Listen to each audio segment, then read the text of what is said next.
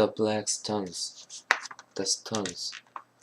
Tala glanced over her shoulder before she picked up the two small black stones near the river's edge at the base of a patchy mountain.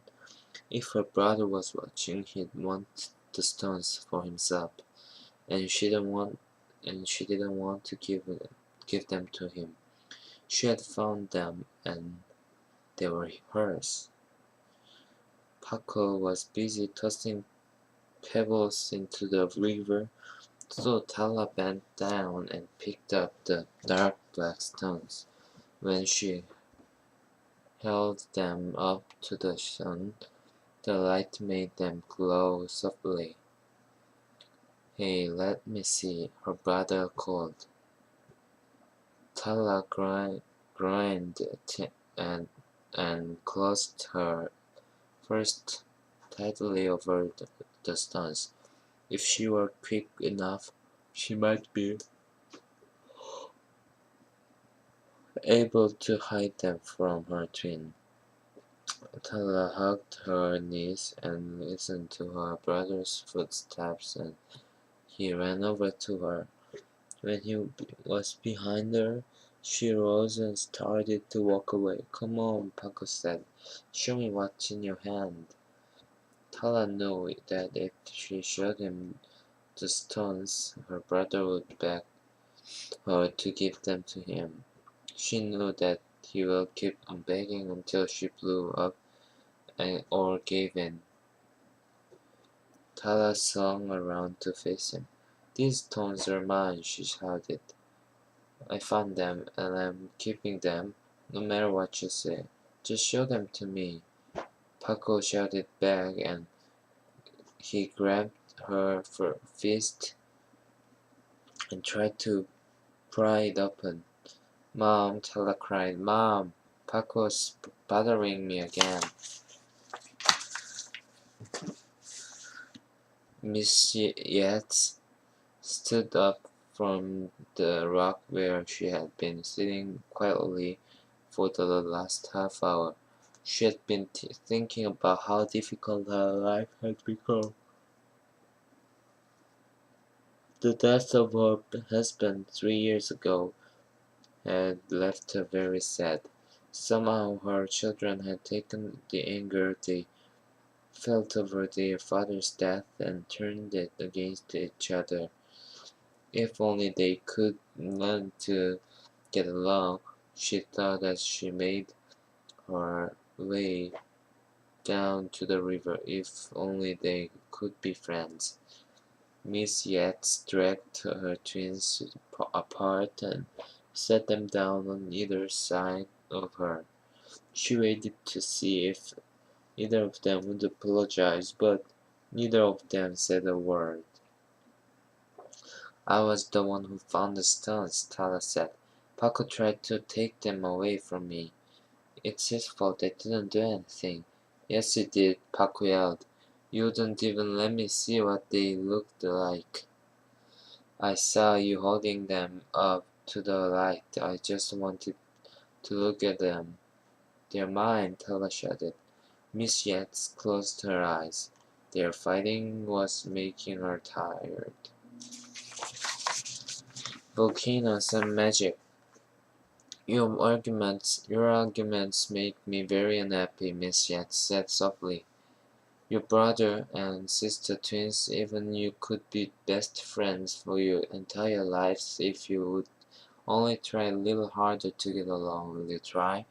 Tala and Paco stared silently at the river. Miss Yates could tell that they did not plan to get along.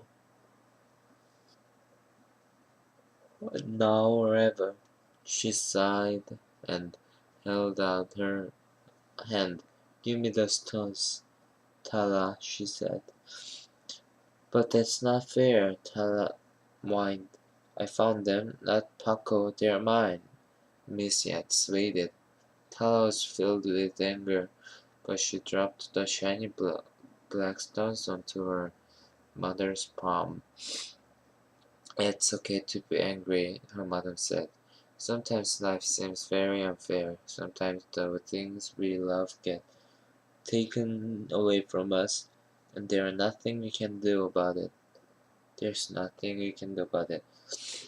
This is why we must be thankful for our friends and family. They are more important than the objects we find in the world.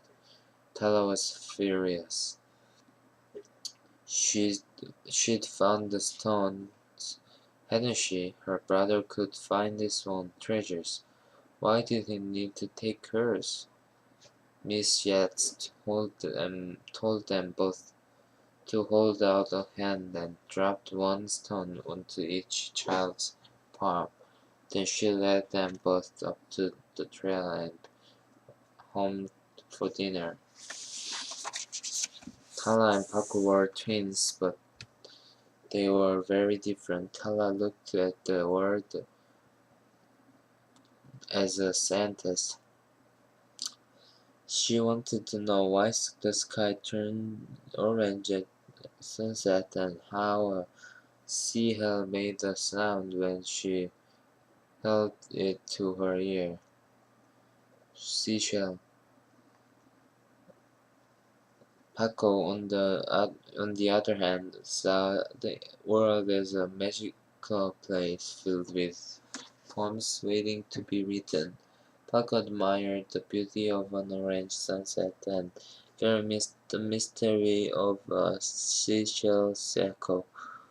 Paco wondered if his stone could take him into magical worlds. Maybe if he rubbed it 3 times, a genie would appear, or perhaps it was a good luck charm that would protect him all his life. Then Tala looked at her glassy stone, her mind filled with questions. How long had the stone been there? How old was it? Had it been formed by a volcano? The twins argued about what it was and what it wasn't, and who was right and who was wrong, and stop it, Miss Yates shouted when she just couldn't bear to listen to them for one more minute. But this is a volcanic glass rock, Tala said. I know it came from inside the earth. You're wrong, Paco yelled. I know it's a magical good luck stone. Miss Yates groaned and led the twins to the computer. She sat down between them and turned it on. The experiment. As the computer started up, the twins started argue about what website they would look at first, but their mother quickly stopped them. May I ask the two of you for a favor? She said quietly. The twin waited. I would like you to do an experiment, she continued, as a gift to me. I would like you both to research your stones without arguing. Just this once. I'll work with you to find the answers, but no fighting. I want you to understand that life is much more peaceful if you work together to solve your problems, okay? Tala and Paco looked at each other for several seconds, and then they shrugged. Okay, they agreed. What do you think we should search for first? Miss Yates asked. I know what we should do, Paco said. We should. The sad look on his mother's face made him stop. Maybe there was a better way to go about this project. We can decide, he said to his sister. Maybe we should search for the name of our stones, Tala suggested. Let's type the word volcanic glass into the search engine and see what comes up. I don't care about volcanoes, Paco said. Let's type in good luck stones.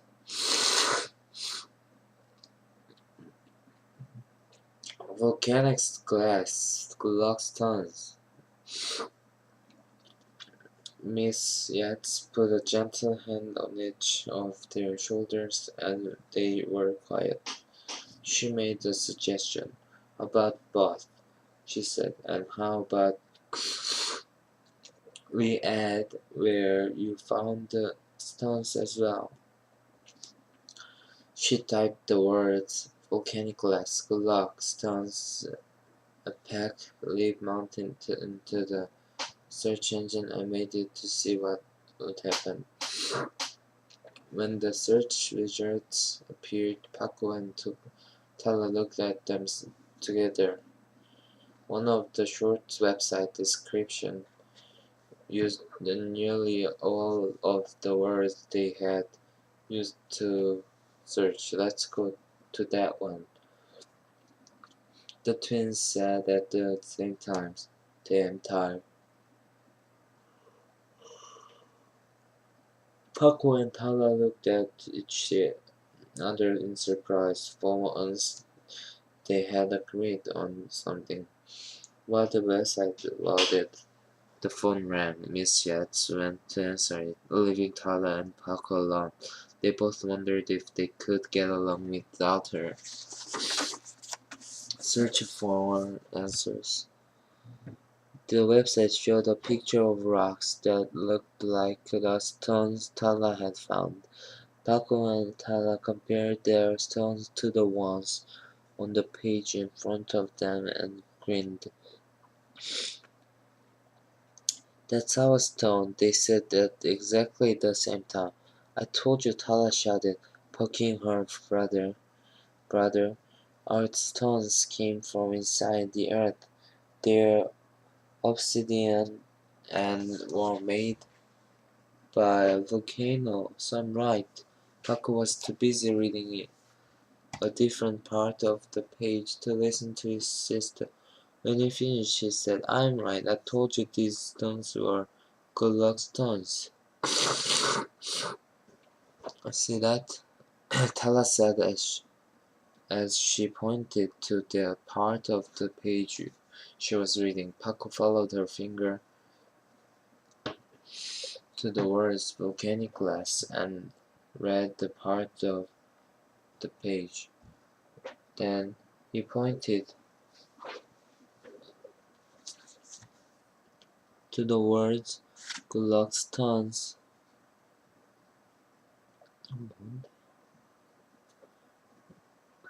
and watched as she read. "You were both right," Paco said. "Yes, we were both right," Tala agreed. "Let's read more about the legend of the Pack Tears," Paco said.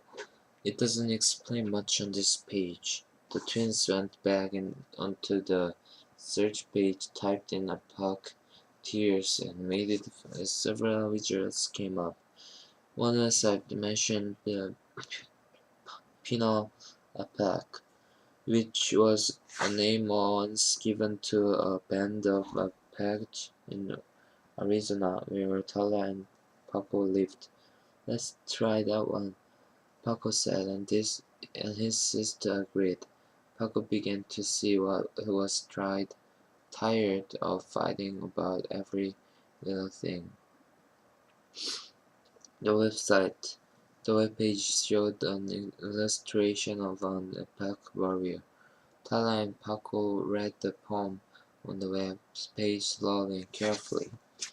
Paco noticed that his sister was rubbing her stone between her fingers as she read, and he wondered if she was making a wish. Tala didn't usually like legends.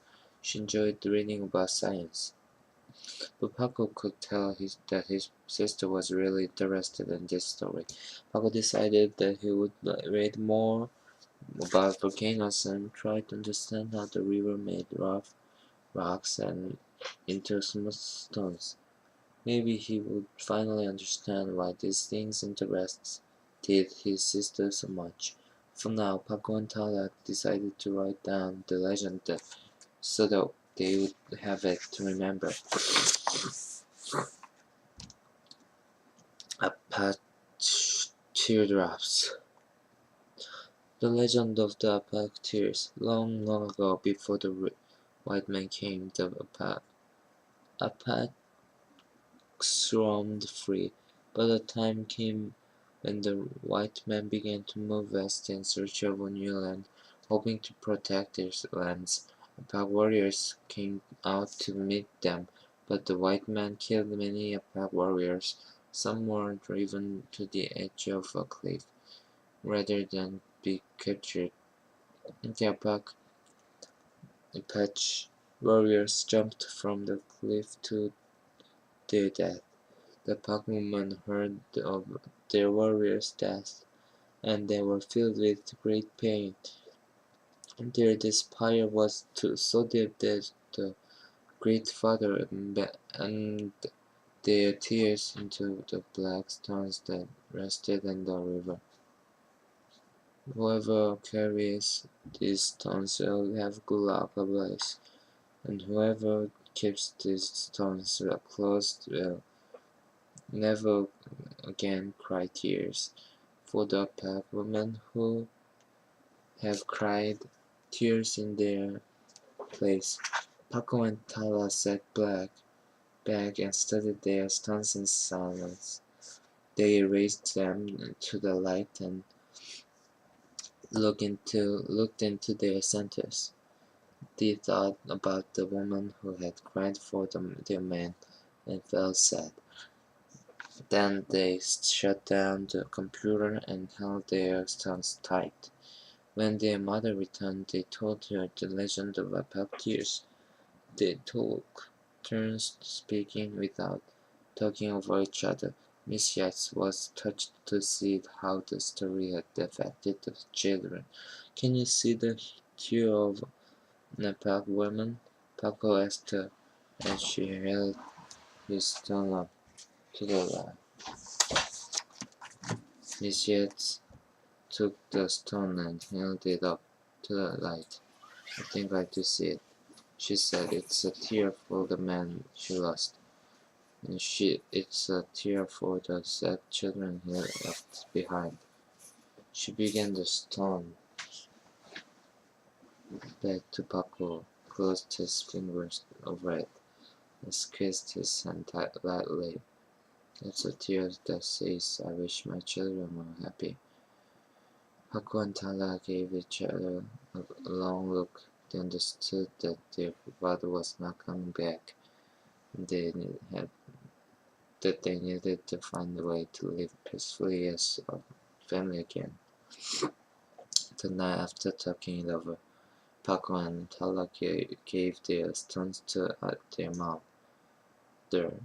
At first, Miss Yates wouldn't take them because the stones seemed to have made their children friends again. In time, Paco and Tala convinced her that they wanted her to have the Apache tears. Miss Yates slept with the stones under the pillow that night. The next day, she went to a jeweler and had the stones made into a necklace. When the necklace was ready, she slipped it on and never took it off again. Apache tears really had brought them all good luck.